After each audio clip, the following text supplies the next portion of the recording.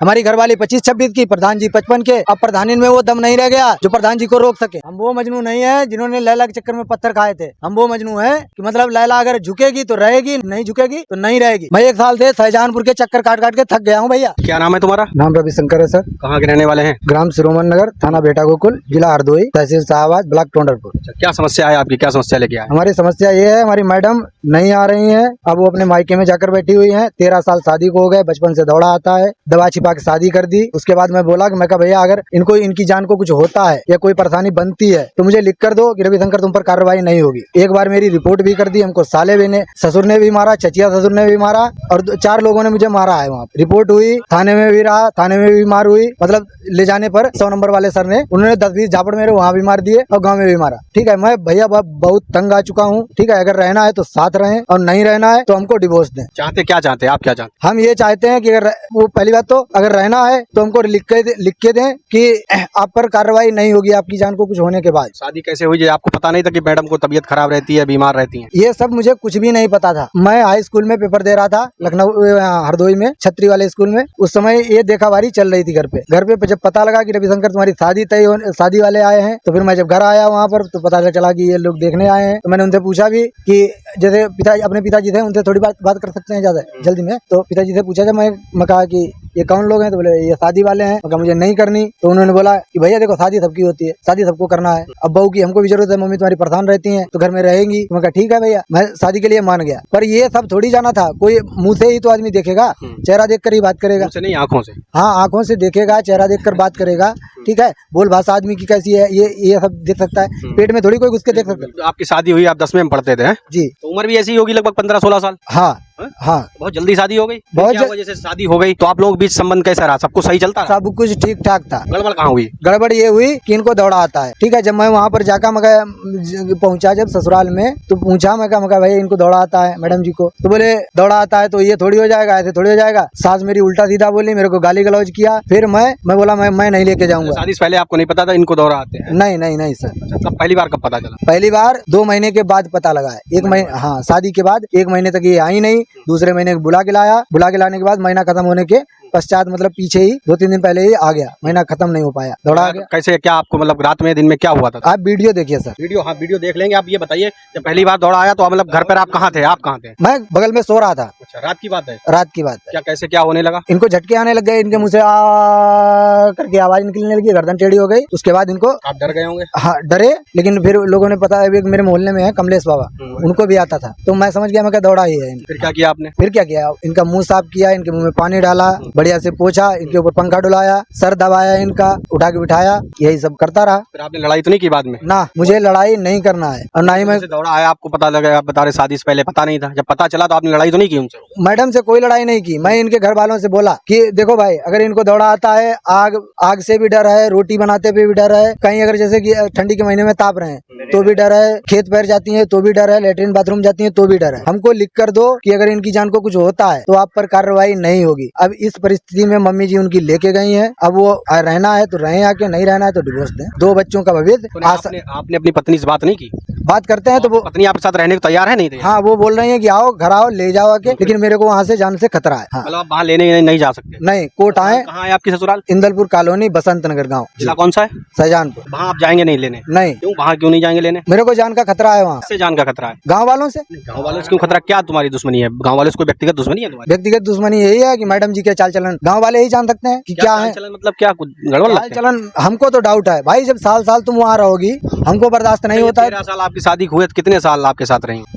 वो हमारे साथ वही मिला जुला के छोटा मोटा इधर उधर का, कभी महीने भर इस साल में, कभी 2 महीना उस साल में, 3 महीना उस साल में, ऐसे ऐसे करके मिला जुला के 2 साल रही होंगी। 13 साल में 2 साल नहीं? हाँ, दो बेटियां हैं। नहीं रहना है तो हमको बच्चों का DNA टेस्ट करवाओ, उसके बाद हमको रहने को दो। बच्चे तुम्हारे हैं यार, इतना बड़ा तुम? मुझे विश्वास नहीं है सर। क्यों? क्या ऐसा क्या हो गया? ऐसा क्या देख लिया आपके पास? ऐसा देखा कुछ नहीं। जब एक साल हो गया है, मेरी याद नहीं आती है तो इसका मतलब कोई भोजन भरण पोषण दे रहा है वहाँ पर। किस पे शक, किस पे है आपको? आसाराम प्रधान, ये गांव के भूतपूर्व प्रधान है, पहले प्रधान रह चुके हैं। उम्र होगी कम से कम 40, 50, 55 तक। किस गांव के प्रधान है? इंदलपुर कॉलोनी। उनका हमारी ससुराल के पीछे खेत है, ब्लॉक बंडा लगता है। ब्लॉक बंडा लगता है। हाँ मतलब आप जब आपके पास ऐसा कोई सबूत है, अपनी पत्नी को कहीं आपने देखा है या किसी ने बताया है, ऐसे आप किसी पे डाउट कैसे कर सकते हैं? भाई सारे 13 साल आपकी शादी को हो गए। सर यहाँ सब कुछ यही नहीं बता सकते सर। एक बार मामला सब कोर्ट में चल रहा है, कोर्ट हमारी सुन नहीं रहा है। ये सर हो गया है 1/5/2023 को लिखवाया था मैंने। अच्छा, क्या मुकदमे में क्या लिखा है? मैडम के साथ छेड़छाड़ हुई हमारे परिवार के साथ। मुकदमा आपने लिखा है, आपकी मैडम ने लिखा है? मैडम और हम दोनों थे, दोनों ने मिलकर मुकदमा किया। ठीक है, तब तक वो हमारी कर रही थी। किसके खिलाफ मुकदमा किया? आसाराम प्रधान जी के खिलाफ क्या मुकदमा किया? क्या लिखा? कि इन्होंने हमारी घरवाली को छेड़ा है। सुबह 7 बजे का वक्त था, शौच करने गई थी, तब छेड़ा है। क्या बताया आपकी मैडम ने? सर सभी बातें यहाँ नहीं हो सकती। मुकदमा कोर्ट में है, कोर्ट में बुलाओ उनको। हम आपसे हमारे हाथ जोड़कर विनती है, आप सबसे जो लोग देख रहे हैं, शासन प्रशासन, मुख्यमंत्री प्रधानमंत्री जो भी देख रहे हैं, सबसे हाथ जोड़कर विनती है कि मैडम जी को कोर्ट में बुलाया जाए। अगर रहना चाहें तो ठीक है, नहीं रहना चाहें तो हमको डिवोर्स दें। बच्चों की जिम्मेदारी हमारे आसाराम प्रधान जी लेंगे इंदलपुर के। वो क्यों लेंगे बच्चे तुम्हारे यहाँ? भाई बच्चे हमारे हैं, जब तुम प्यार कर सकते हो तो बच्चे नहीं ले सकते हो। किससे प्यार करते हैं? मैडम हमारी घरवाली से जब तुम प्यार कर सकते हो तो बच्चे नहीं ले सकते हो। अरे हम कहाँ प्यार करते हैं तुम्हारी घरवाली? आसाराम प्रधान जी। तो ये बताइए, आपको आप कह रहे हैं कि बच्चे प्रधान जी की जिम्मेदारी हैं, तो ये सब क्या उनकी रजामंदी से हुआ था? ये सब रजाबंदी से नहीं भाई, हमारी मैडम तो पागल हैं। अभी तुम बता रहे थे दौरे आ रहे, हाँ, अब बता रहे हो दौरे पागल आ रहे। तुम्हें तुम्हारी तो नहीं कम है?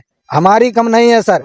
ये जो जिस व्यक्ति को दौड़ा आता है वो व्यक्ति पागल नहीं है, और क्या हो सकता है अब मानसिक उसको? नहीं, मानसिक रूप से बीमार है। हाँ मानसिक रूप से बीमार हैं। मैं वीडियो दिखा रहा हूँ सर, आप इस पर गौर करिए। आप खुद इतने पढ़े लिखे समझदार इंसान हैं जो आप देखकर बता सकते हैं कि क्या हुआ है इस व्यक्ति। चलिए वीडियो हम अभी क्लिप ले लेंगे, आपसे देख लेंगे। अभी 13 साल आप बता रहे शादी को, अभी कब से आपके साथ नहीं रह रही हैं वो? 1 साल से नहीं रह रही है प्रॉपर, एक साल बिल्कुल छोड़ा हुआ है। बातचीत होती है फोन से? हाँ फोन से बातचीत होती है। वो कहती हैं कि घर लेने आओ तो चलेंगे हम आपके साथ, हम रहेंगे। और मैं घर नहीं लेने जा रहा, वो आना ही नहीं। तो नहीं आएंगे तो क्या करोगे? क्या करेंगे हम? कहीं कमाएंगे खाएंगे, अपने माँ बाप को देखेंगे बस। और उन्होंने डिवोर्स भी नहीं दिया? फिर डिवोर्स भी नहीं दिया तो वो जाने। उनकी बेटियां हैं, आपको उनकी फिक्र नहीं है?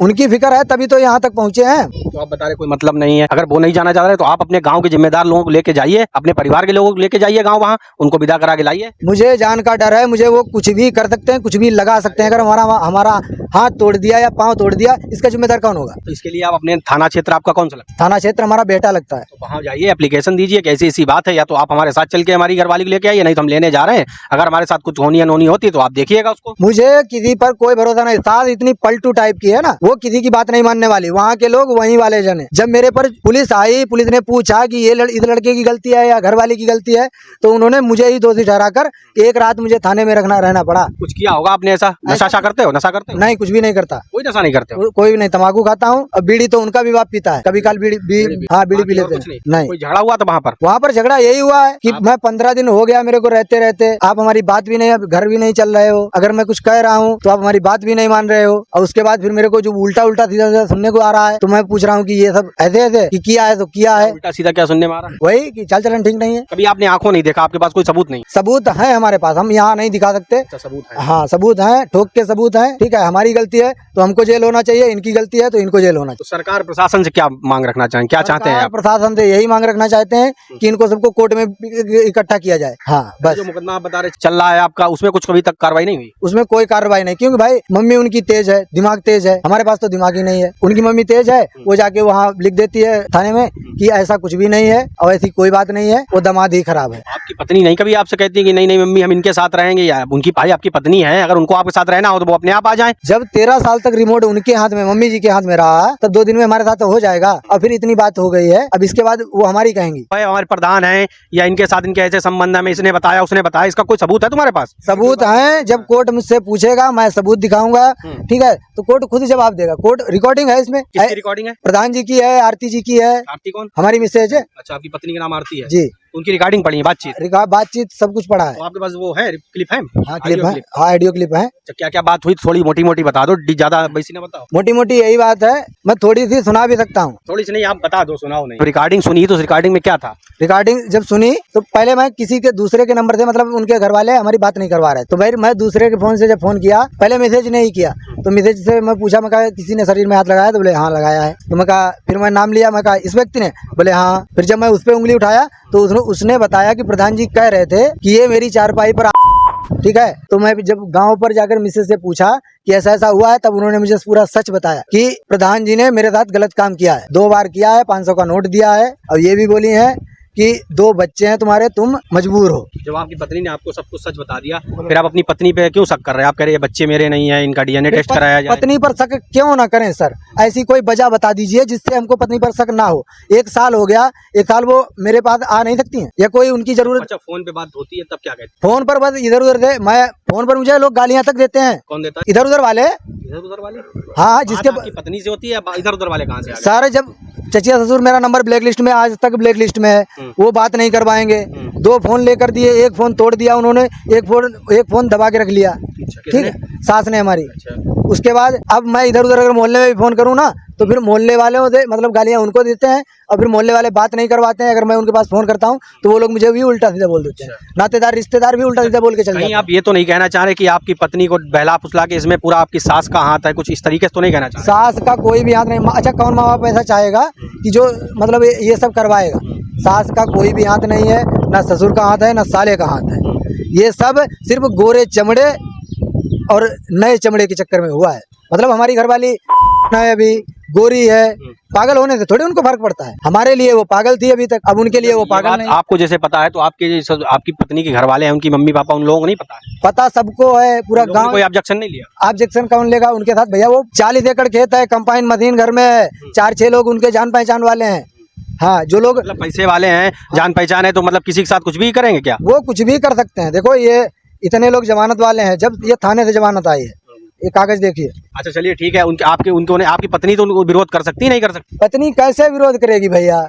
अगर जो मुसीबत में होता है, हाँ, अगर दबाव में हो, आप अगर दबाव में हो, या आपको प्यार नहीं है हमसे, या कुछ भी है, रहना है तो रहो, नहीं रहना है तो साफ बताओ कि नहीं रहना है। आप बता दिए कि पैसे दिए थे, आप बता रहे थे 500 रुपए मेरी पत्नी को दे दिया, तो ऐसा नहीं पैसे के लालच में ये सब चल रहा हो? हाँ भाई, लालच दे दिया तो उन्होंने घर में नहीं बताया मैडम ने हमारी। मुझे लिख के ये चाहिए कि अगर तुम्हारी जान को कुछ होता है, तुमको इतना भयंकर दौड़ा आता है, मुझे डर है, ठीक है, अब यह क्या तुम्हारे घर वाले हम पे बदला नहीं लेंगे, हमको लिख कर दें। अरे यार, शादी ब्याह बारात होती है तो जब बीमारी से किसी का कोई होनी अनहोनी कोई हो जाती है, तो ऐसा थोड़ी नहीं कि आरोप लगाने लगेंगे। सब आरोप, मैं सर झूठ कुछ भी नहीं लगा रहा हूँ, सच का दामन थामा है, तभी तो यहाँ तक गाड़ी पहुंची है। अगर झूठ का पकड़ता ना तो 1-2 साल में सब खत्म था। ऐसा लग रहा है तुम पत्नी के साथ मारपीट भी करते होगे? करती है? कभी नहीं की मारपीट? सर मारपीट नहीं करते हैं, छोटा मोटा झगड़ा सब में होता है। छोटा मोटा तो 1-2 थप्पड़ मार दिए बस, ज्यादा नहीं मारा? ज्यादा नहीं मारा।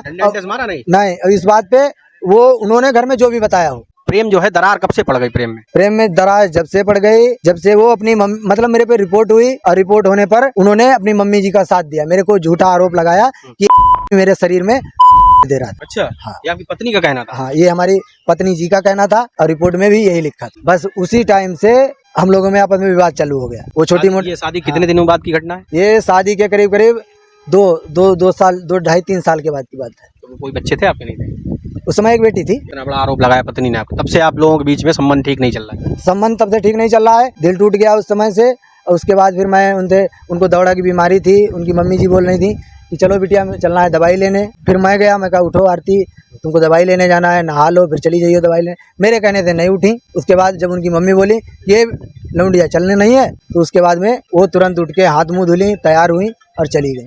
उस बात से मेरे को बहुत ज़्यादा ठेस पहुंची कि भैया रिमोट पूरा मम्मी जी के हाथ में है, इसमें अगर उंगली करता हूं तो मैं ही नुकसान, मेरी जान भी जा सकती है। उसके बाद उन्हें छेड़ा नहीं, जब सबूत इकट्ठा हुए तब फिर मैं अब प्रशासन के सामने रखा हूं। हम दोनों में प्रेम ठीक ठाक था, पर ये इधर उधर वाले जो नहीं है कि भैया आप बड़े चिकने लग रहे हो, भैया आप बड़े अच्छे लग रहे हो, भैया आप बहुत खूबसूरत हो, बहुत अच्छा बोलते हो, ये 4-6 दिन वाले जो नहीं है इधर बैला फुसला वाले, ये इन लोगों से भैया मुझे खतरा है। तो ऐसा कैसे कह देते कि आप कम दिमाग की हैं? आप बता रहे कैरेक्टर भी नहीं ठीक है, आरोप लगाए जा रहे हैं, आप बता रहे सबूत हैं, वो कोर्ट को दिखाएंगे। कोई सबूत है भी या ऐसे ही फर्जी आरोप लगा रहे हो? फर्जी आरोप नहीं है। अगर हमारी गलती होगी तो मैं जेल जाने के लिए तैयार हूँ भैया। अगर हमारी गलती हो तो हम जेल जाने के लिए तैयार हैं, अगर उनकी गलती हो तो वो जाने।